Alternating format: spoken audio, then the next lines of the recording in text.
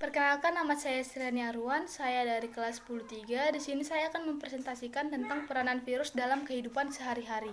Peranan virus dalam kehidupan sehari-hari. Virus merupakan mikroorganisme patogen yang hanya dapat bereplikasi di dalam sel makhluk hidup karena mereka tidak memiliki perlengkapan seluler untuk bereproduksi sendiri. Ada dua peranan virus dalam kehidupan sehari-hari, yaitu yang menguntungkan dan yang merugikan. Peranan virus yang merugikan bagi manusia. 1.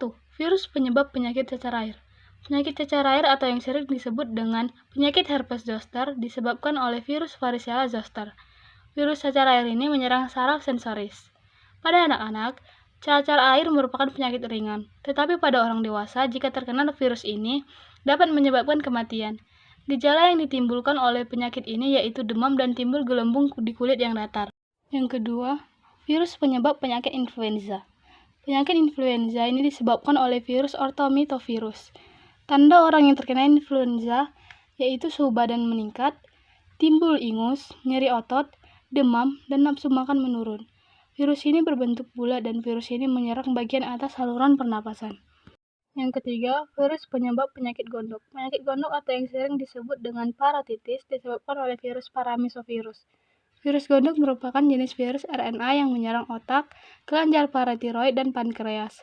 Penyakit ini ditandai dengan membengkaknya kelenjar paratiroid pada leher yang terletak di bawah daun telinga. Yang keempat, virus penyebab penyakit campak. Penyakit campak atau rubeola disebabkan oleh virus paramisovirus, yaitu virus yang tidak memiliki enzim neuraminidase. Penyakit ini biasanya menyerang anak-anak. Gejala yang terlihat antara lain batuk, demam tinggi, mengigau, mata pedih bila terkena cahaya, dan rasa ngilu di seluruh tubuh. Yang kelima, virus penyebab penyakit polio. Penyakit ini disebabkan oleh virus poliomyelitis. Penyakit polio pertama kali diteliti oleh seorang ilmuwan Jerman. Penyakit polio sering menyerang anak-anak rentang 5-10 tahun. Virus polio memiliki kapsid. Virion tidak berselubung, setris dan berukuran 20-30 nanometer, termasuk virus RNA. Peranan virus yang merugikan bagi tumbuhan. Virus penyebab penyakit tungro. Penyakit tungro adalah sejenis penyakit kerdil pada tanaman padi.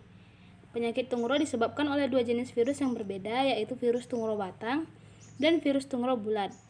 Kedua jenis virus ini tidak memiliki hubungan kekerabatan secara serologi dan dapat menginfeksi tanaman padi secara bersamaan. Yang kedua, virus penyebab penyakit yellow. Penyakit yellow disebabkan oleh tomato yellow leaf curls virus atau TYLCV yang menyebabkan daun mengalami klorosis atau yellowing dan mengekerut atau keriting atau curly pada tumbuhan tomat. Penyakit yellow atau virus kuning ini sering disebut dengan penyakit keriting bule. Yang ketiga, penyakit CVPD. Penyakit CVPD merupakan salah satu penyakit utama pada tanaman jeruk di Indonesia.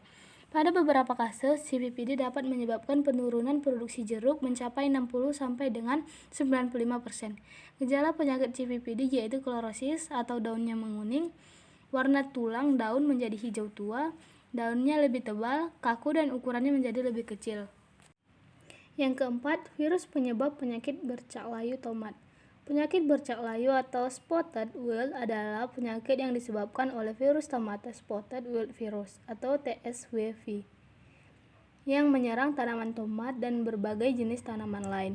Penyakit ini pertama kali diidentifikasi di Australia pada tahun 1915 dan mampu menyebabkan kegagalan panen hingga 75 sampai dengan 100%. Yang kelima, virus penyebab penyakit mosaik. Penyakit mosaik dapat terjadi pada daun tembakau, kacang tanah, pepaya, cabai, tomat, dan kentang. Gejalanya adalah daun menjadi bercak kuning. Penyebaran virus mosaik terjadi melalui perantaraan serangga. Selanjutnya, peranan virus yang merugikan bagi hewan. 1. Virus penyebab penyakit tetelo atau sampar ayam. Penyakit tetelo disebabkan oleh Newcastle disease virus atau NCD, sehingga penyakit ini disebut dengan Newcastle disease atau NCD. Virus tetelo merupakan paramisovirus yang menyerang sistem saraf pada unggas seperti ayam, yang menyebabkan unggas mencret dan batuk-batuk, sehingga penyakit tetelo sering disebut parrot fever.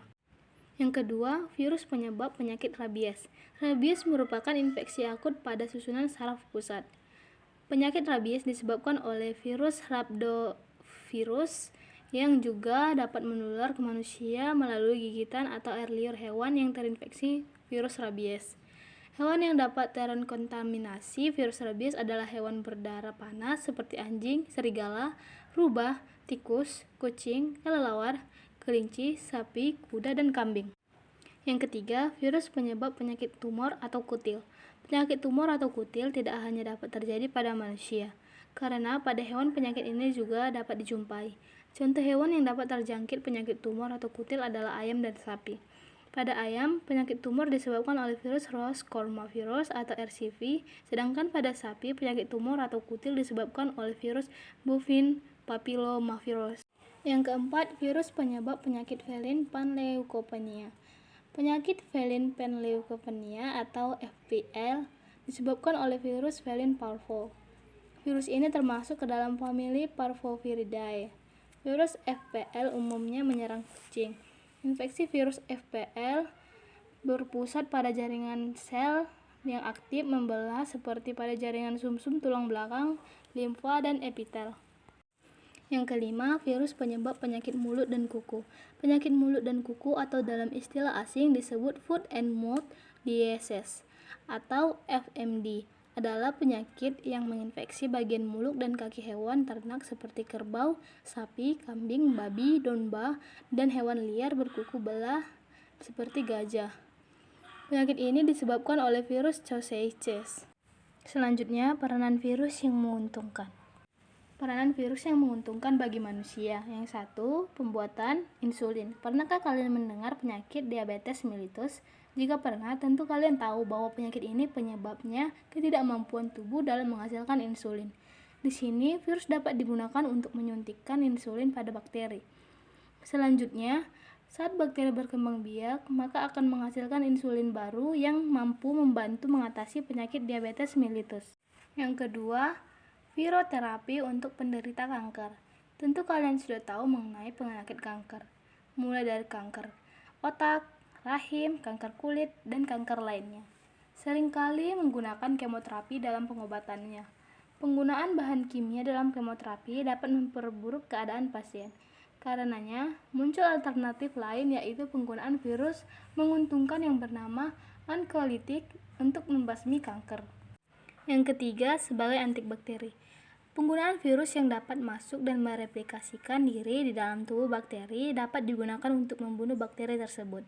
Setelah bakteri mati, maka virus yang tadi masuk ke dalamnya juga akan mati.